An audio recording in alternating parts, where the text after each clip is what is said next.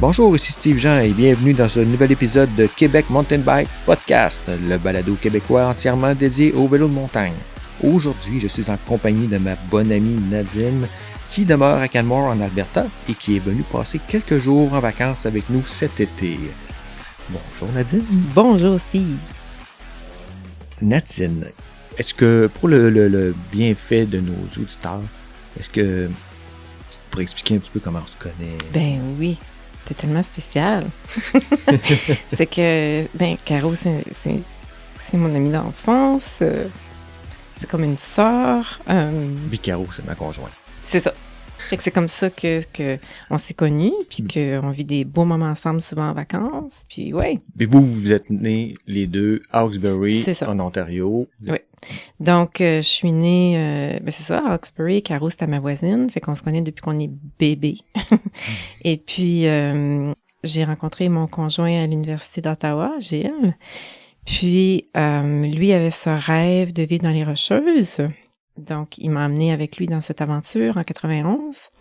Et puis, juste pour vous situer, maintenant, nous sommes à Canmore, qui est à 20 km de Banff.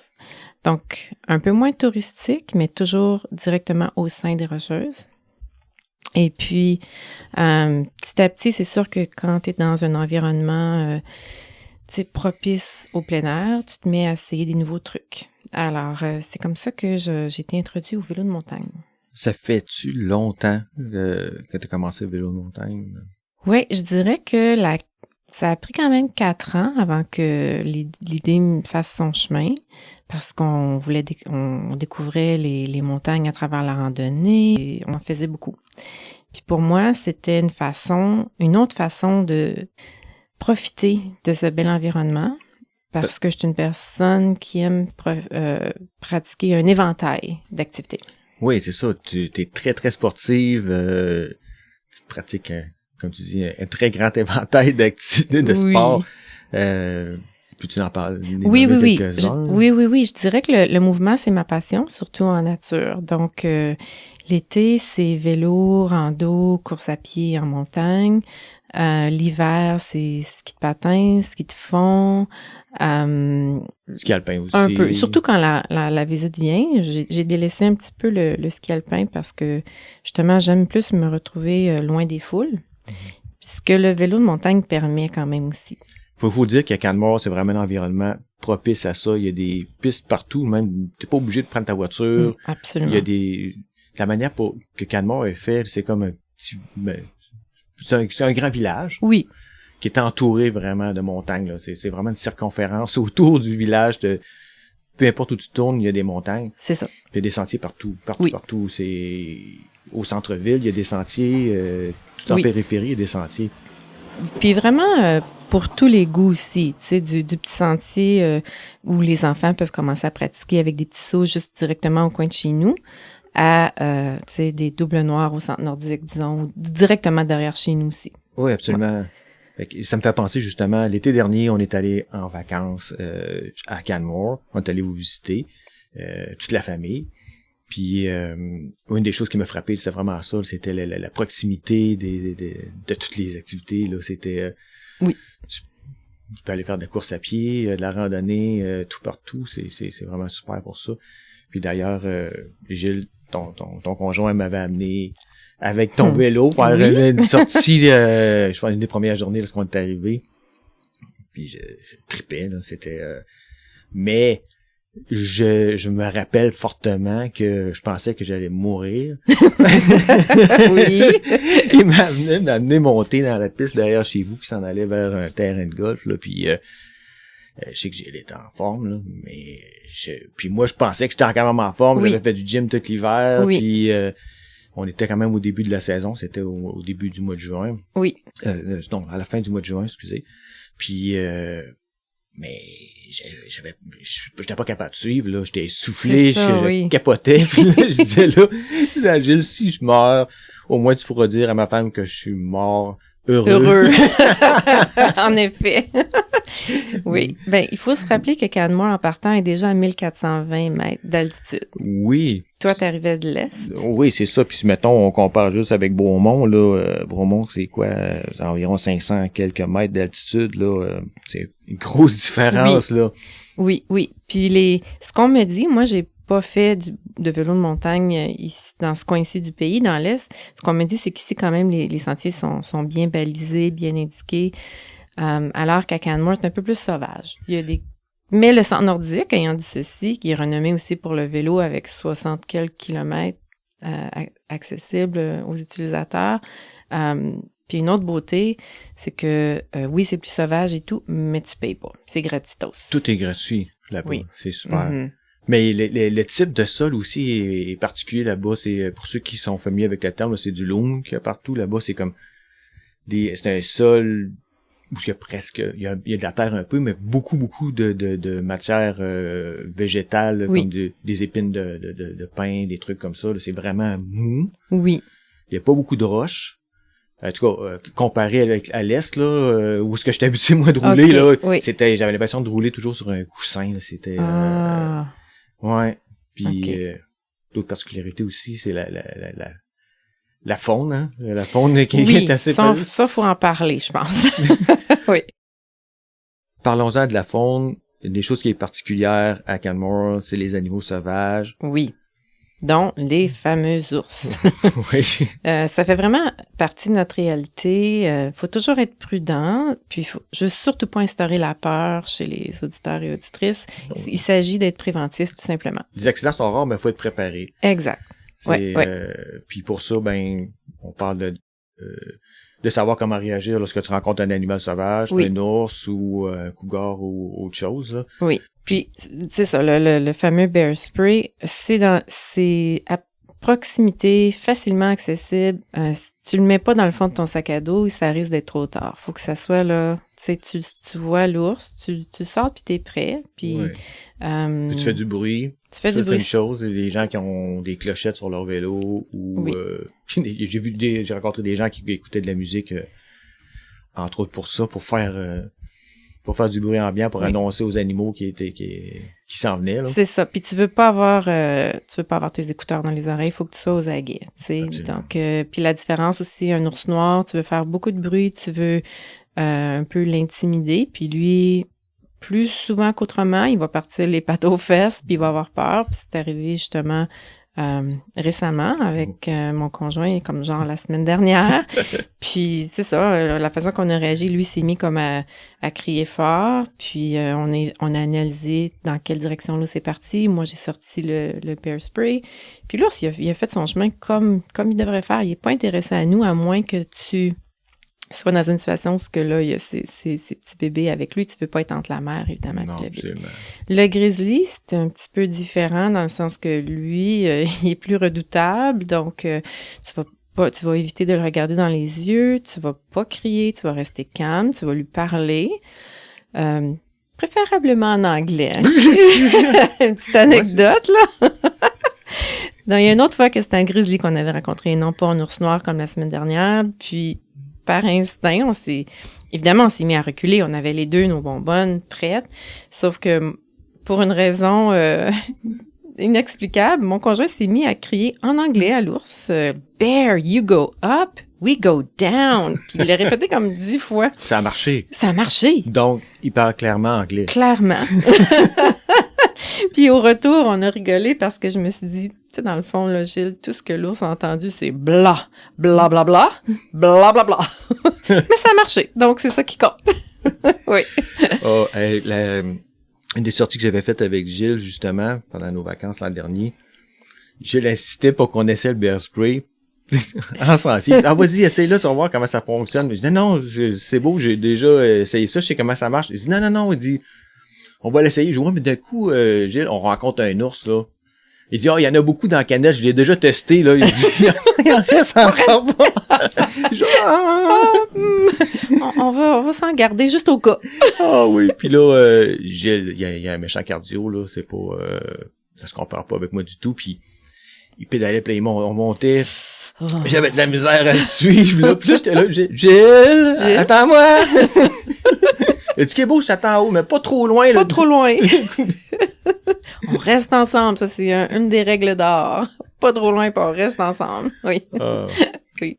Nadine, raconte-moi donc une journée type, là. Qu'est-ce que t'aimes faire dans tes activités, là? Comment ça se passe dans tes week-ends, les trucs? Oui, absolument. Alors, comme je disais tantôt, tout est propice au plein air. Fait que le soir d'avant, on regarde la météo.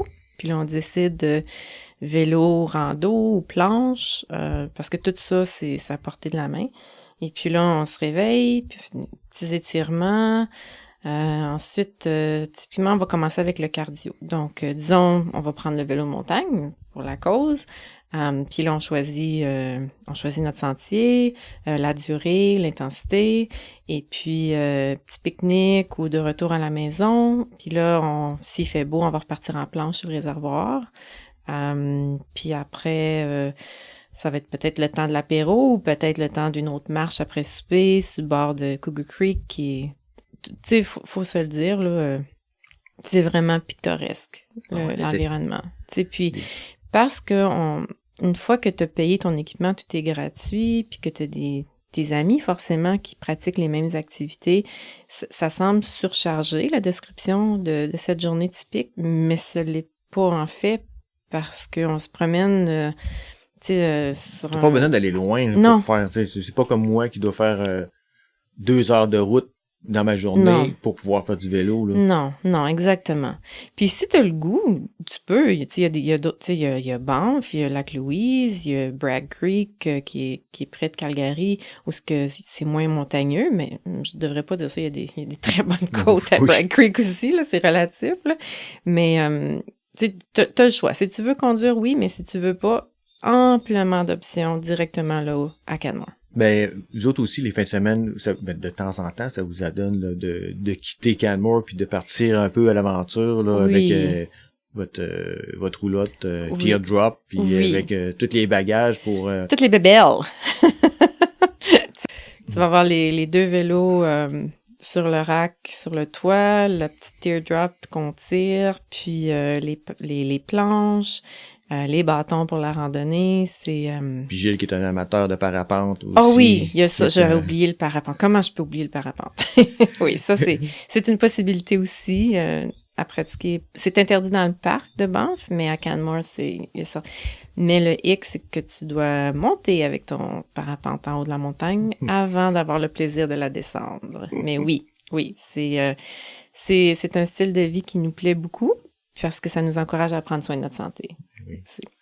Puis les endroits où vous aimez le plus faire du vélo, ça serait quoi? Tes préférés, là? Oh, mes préférés.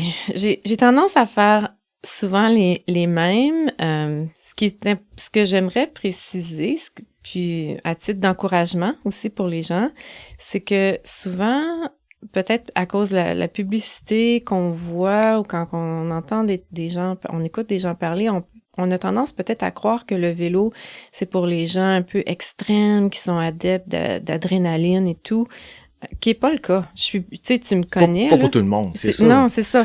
Alors que moi, j'apprécie une belle petite bleue, une verte, une bleue, où, tu sais, je suis dans la nature, puis c'est le seul sport, sauf peut-être le ski, pas de patin, où je fais vraiment mes exercices à intervalles, malgré moi.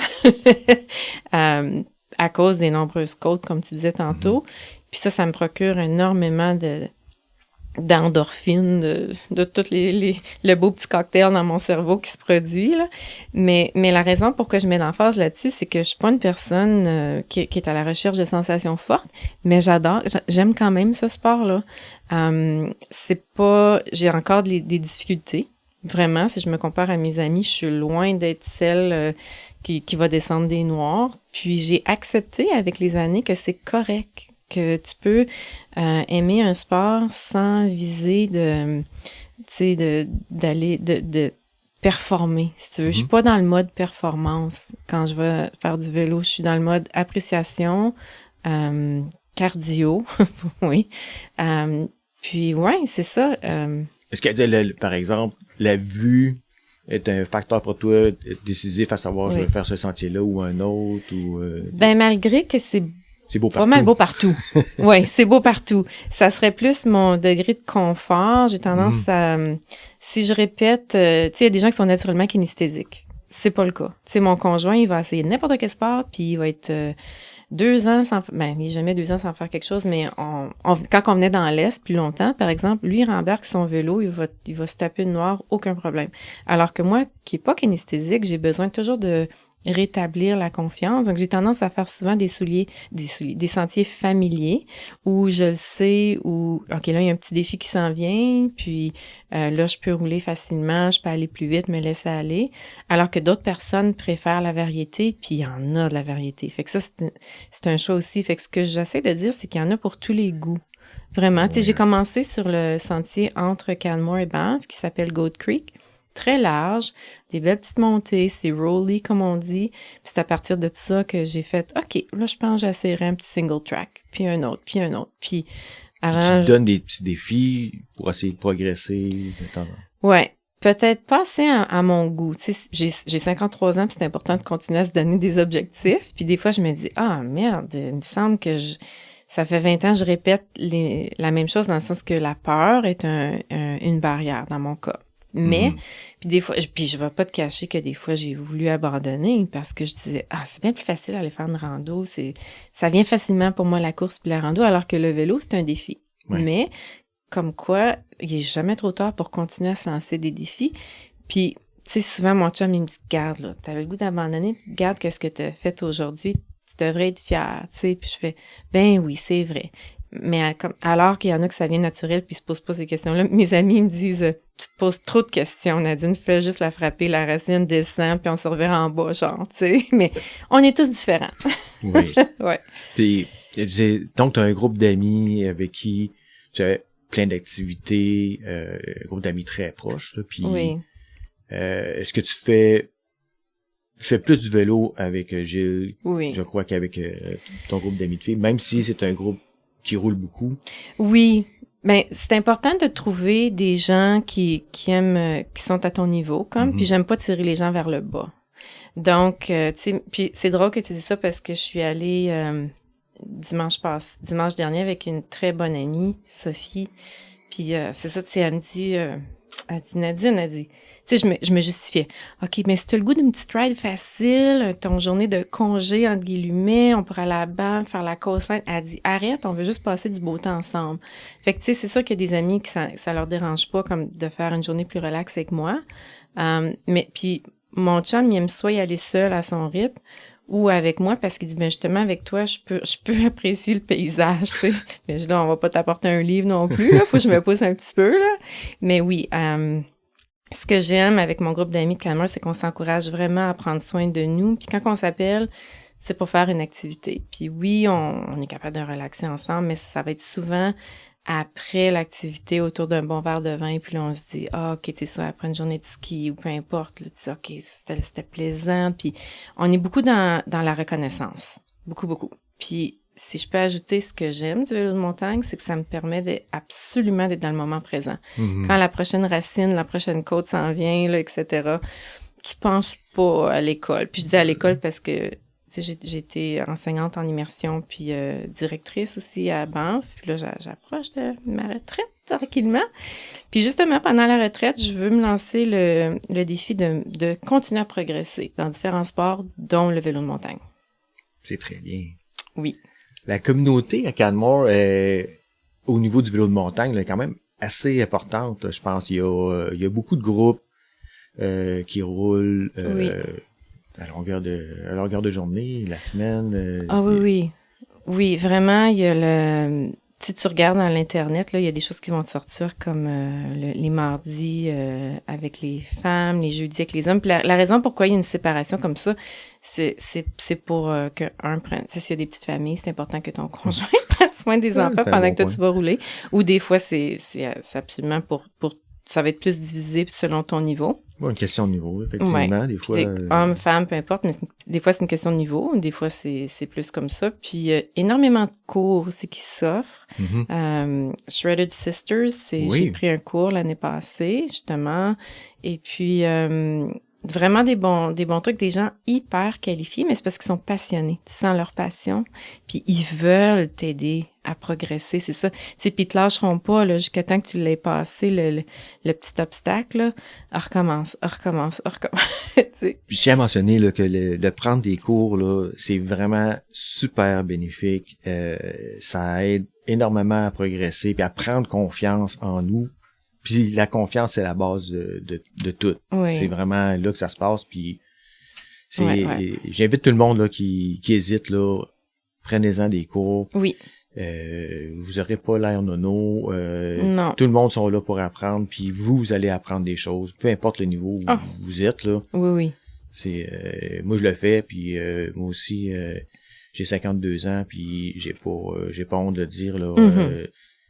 J'ai hâte de reprendre encore un nouveau cours. C'est ça. J'ai toujours des choses à apprendre. Surtout pour les jeunes. Les jeunes peuvent nous en apprendre tellement. Là. Ah oui. Ah, oui. Puis l'équipement fait une différence. J'étais réticente souvent. Tu sais, j'avais un petit vélo très de base au tout début. Puis oui, ça fait une différence. Donc, faut pas minimiser ça. Mais non, laissez pas non plus le coût faire en sorte que vous avez pas le goût d'essayer. Mais vous pouvez commencer par en louer. Puis voir quel type de vélo est mieux pour vous, que ce soit plus la descente ou le cross-country ou l'enduro. Ou l'enduro, exactement. Ou le trail, le mélange de tout. Là. C'est ça, ouais. Qu'est-ce que t'as comme vélo? Tu t'as acheté le Rocky Mountain Instinct, je pense. Merci. Toi qui l'as emprunté 3-4 fois, tu le sais plus que moi. Oui. Puis des petits trucs comme... moi, j'aime moins les cleats. Je vais avoir des cleats pour le vélo de route, mais pour en mon vélo de montagne, je suis plus à l'aise d'être capable de mettre des plateformes. Oui.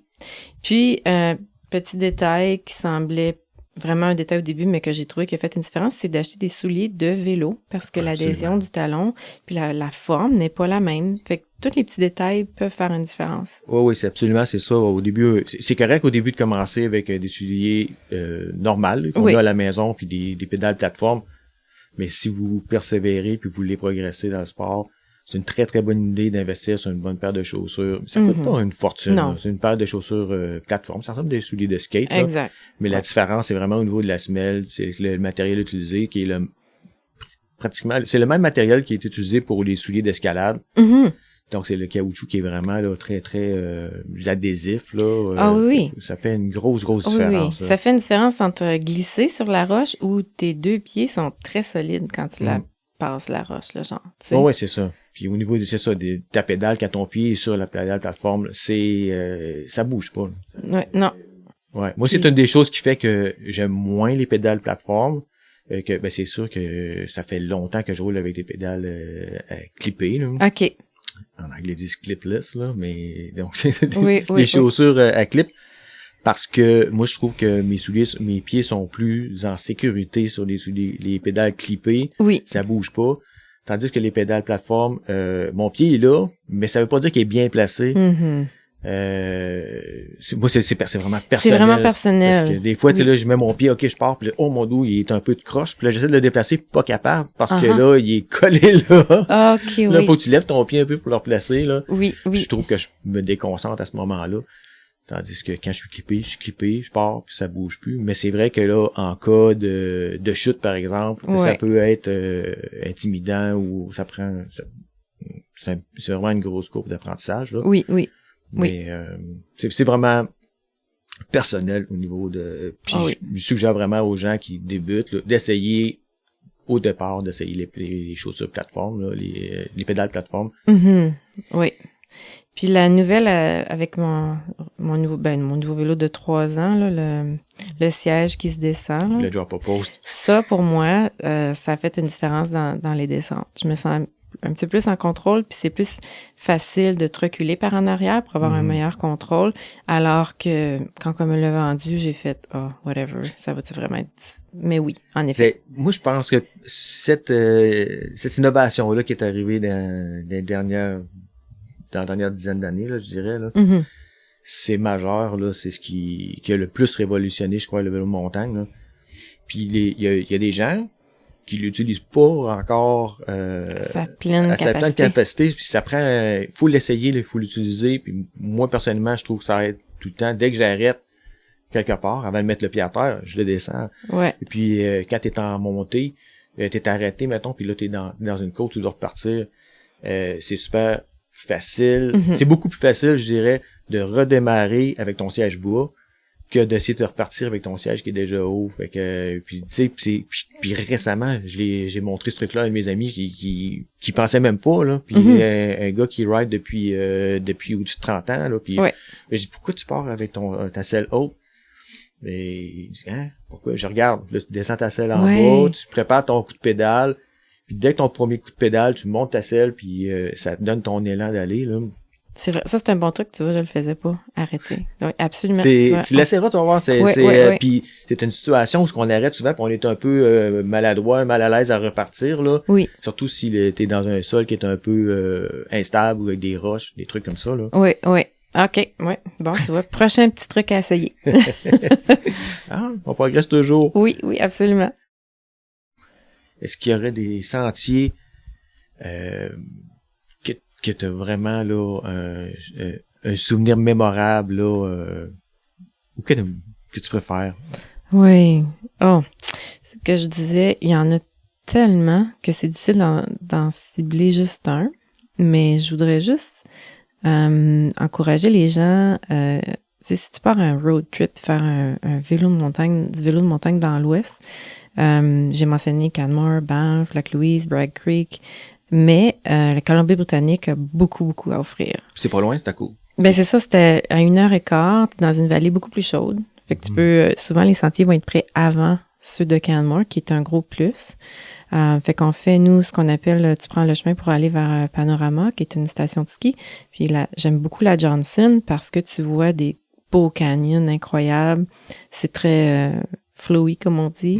Et puis, tu stationnes à un endroit, puis tu finis dans un petit lac encore là à faire de la planche. Puis il y a une variété de sentiers aussi. Moi, j'aime beaucoup la Johnson. C'est ma préférée à cause des vues du canyon, puis du niveau aussi que ça représente pour moi. Un petit peu plus loin, tu vas vers Revelstoke, qui est une autre communauté de vélo de montagne absolument incroyable. Qui est très reconnue aussi, Revelstoke. Là, Oui, absolument. Ça, c'est beaucoup de montées. Il y en a une qui s'appelle Frisbee. Fait que si t'aimes les grosses montées pendant plusieurs kilomètres, puis t'arrives à une vue incroyable, puis après ça tu redescends, puis c'est sûr qu'en Colombie-Britannique c'est encore plus de verdure, plus de gros arbres. Fait que là t'es dans un autre environnement complètement. Quand même, tu sais, Revelstoke, Canmore, c'est 3 heures.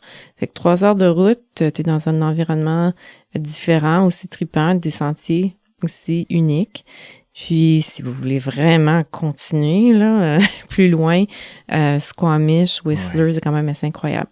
Puis, ce qu'on doit, par contre, tenir compte quand on change de vallée, de communauté, c'est que les sentiers sont pas évalués à la même valeur. Fait que, ce que j'ai trouvé, moi, c'est que une verte, une bleue dans la vallée Beau où je demeure, c'est différent à Squamish, Whistler. Là, je me retrouvais plus, j'avais l'impression de faire des noirs, alors que c'est ça. C'est pas le même type de sentier en partant. Là. Non, absolument pas. Oui. Puis c'est sûr que t'as de tout. Là. On parle de type cross-country, enduro, t'as même du heli bike que tu peux faire là-bas, ce qui est vraiment là, fantastique là, comme expérience là, qui va se payer le trip d'une vie. Là. C'est ça. Ça peut être quelque chose là, à mettre sur votre bucket list. Je pense que oui, parce que j'ai jamais fait ça. Fait que oui, c'est des bonnes idées que tu me donnes comme projet de retraite, c'est clair. Puis ça fait 2 fois que je mentionne la retraite, c'est parce que ça s'en vient dans 1 an et demi. Là. C'est quand même assez imminent. Là. Puis ça va être une occasion de profiter encore plus de l'Ouest puis des montagnes puis de tout l'éventail d'activités possibles. C'est super. Ben, merci beaucoup Nadine. Et puis, j'espère que ça aura donné le goût aux gens d'aller faire un tour dans l'Ouest canadien, dans la vallée de Canmore et les environs. Lâchez-vous lousse, comme on dit. Venez. N'ayez pas peur. Oui. Alors, merci beaucoup. Merci. Bonne journée tout le monde. Merci. Bye bye. Alors, c'est tout pour aujourd'hui. J'espère que vous avez apprécié cet épisode. Merci d'avoir écouté Québec Mountain Bike Podcast. Et si vous avez aimé, s'il vous plaît, laissez une évaluation et des commentaires. Il me fera un énorme plaisir de vous lire. Aussi, n'oubliez pas de vous abonner et à me suivre sur Facebook et Instagram. Et n'hésitez pas à partager cet épisode avec vos amis. Alors, à bientôt!